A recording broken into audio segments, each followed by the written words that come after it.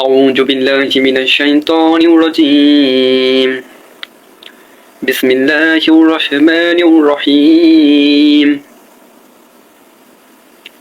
আসসালামু আলাইকুম ওয়া রাহমাতুল্লাহি ওয়া বারাকাতুহু।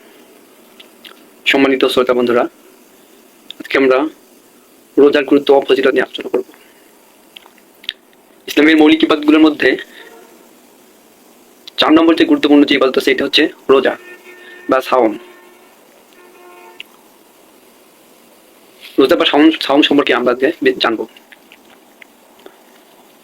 শুরুতে আমরা জানবো রোজা কাকে বলে।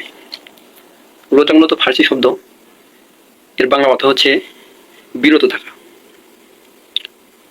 সুবহে সাদিক থেকে শুরু করে সূর্যাস্ত পর্যন্ত সকল প্রকার অনৈতিক কাজ থেকে বিরত রাখাকে রোজা বলে। রমজান মাসে মূলত রোজা পালন করা হয়, আর এই রোজা পালন করা হচ্ছে রমজান মাস প্রত্যেক মুসলমানের জন্য ফরজ করা হয়েছে, যেমনটা ফরজ করা হয়েছিল আমাদের পূর্ববর্তী উম্মতদের ওপর। তো আমাদের ওপর এই রোজাকে ফরজ করা হয়েছে। আল্লাহর যে বিধিবিধানগুলো রয়েছে তার মধ্যে অনেক গুরুত্বপূর্ণ একটি ইবাদত হচ্ছে রমজান মাসে রোজা রাখা। রমজান মাসে রোজা রাখার মাধ্যমে আল্লাহর সন্তুষ্টি অর্জন করা যায়। রোজা পালনের মাধ্যমে গুনাহ মাফ করা যায়। রমজান মাসে রোজা শুধু এইটুকু নয় যে উপবাস থাকা বা কিছু না খেয়ে থাকা।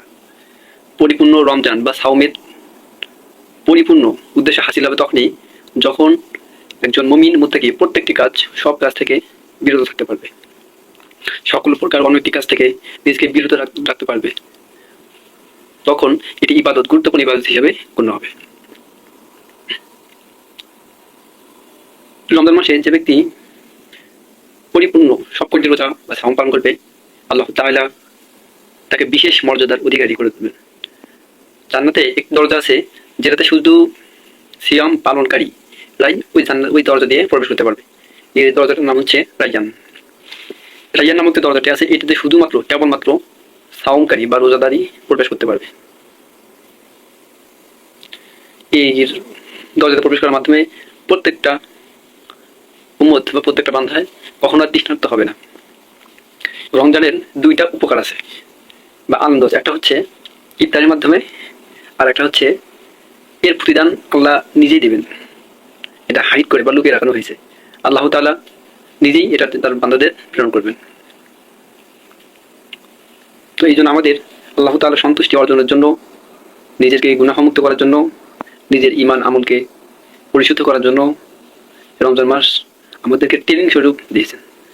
সো আলহামদুলিল্লাহ, ইনশাআল্লাহ আমরা রমজানের পুরোপুরি প্রস্তুতি গ্রহণ করব এবং রমজানের ইবাদতগুলো পরিপূর্ণভাবে আদায় করার চেষ্টা করব ইনশাআল্লাহ।